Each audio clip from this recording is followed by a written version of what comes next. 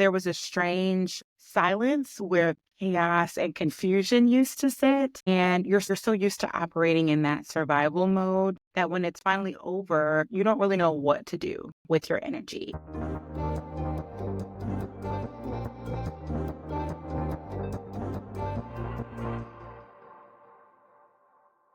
Hi, welcome back to my channel. And today I want to talk a little bit about breaking free, the first steps in healing after a toxic relationship. The question is like, where do you even start? Now, I've been here, and trust me, those first steps are the hardest, but they are the most important.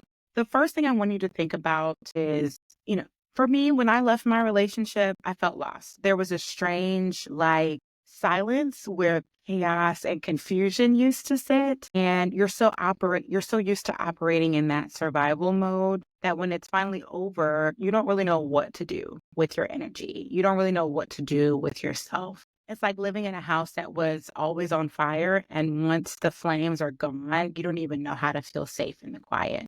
Healing is not a linear journey. It's going to be circular, cyclical. It's going to have ebbs and flows. But those initial steps are going to be where you lay the foundation for your work. It's really about reclaiming your time, your space, your body, and your sense of self. And so that meant for me, sitting in the discomfort of not rushing to fill it with noise, validation, or other distractions. I remember a day early in my journey when I sat in my car after one of my therapy sessions. This was after I had left my ex-husband. And I just cried. I cried for like 27 minutes. I remember looking at the clock. And I didn't cry because I was sad. It was because I didn't recognize who I was outside of the role that I was playing in that toxic relationship, that toxic marriage. I was the fixer. I was the pleaser. I was the don't worry, I'll get it done person. Realizing that I was so much more than that and I had been not that for so long was both freeing and equally terrifying. So for you, if you are in a similar situation where you are thinking about breaking free or you've just recently broken free, I really want you to take a few first action steps. 3. First, I want you to reclaim your space and your body. Start by changing your physical space. Okay. For me, this was as simple as moving out. It wasn't that simple. I had to go stay with a friend of mine, right?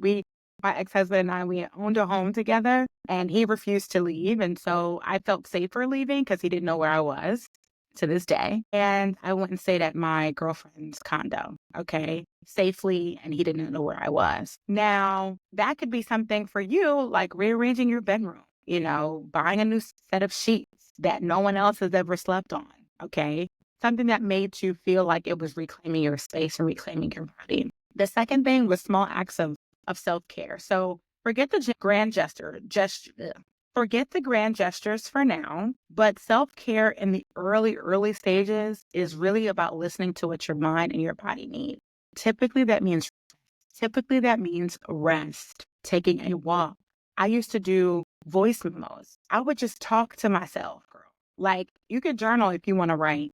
You can voice memo if you want to just start talking and you don't have to have the fear of having somebody judge you or listening in. Just drinking water. I wasn't eating food. I lost a lot of weight. I wasn't eating food.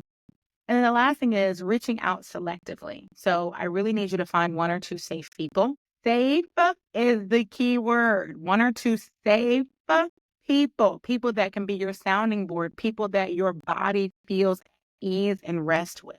People that when they are in your space, you feel sleepy. Why?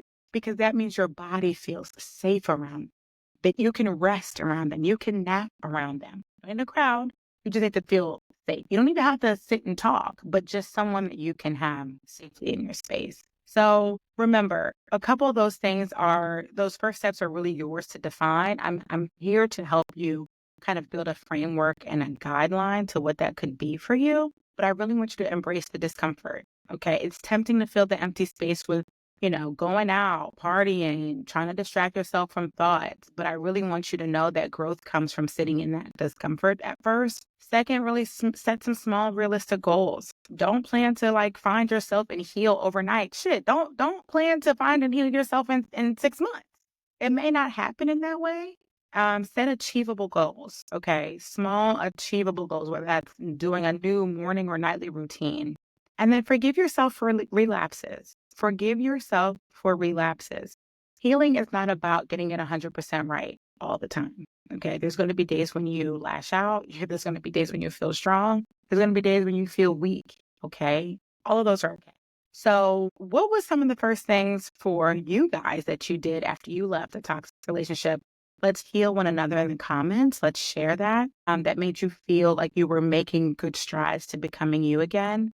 Share it in the comments below. Let's share it together. And if you're in the beginning, just remember that you're not alone. I've been there. There are going to be fellow folks within this community that have also been there. And hit that subscribe button for more insights, relatable content, and support on your healing path. Love y'all.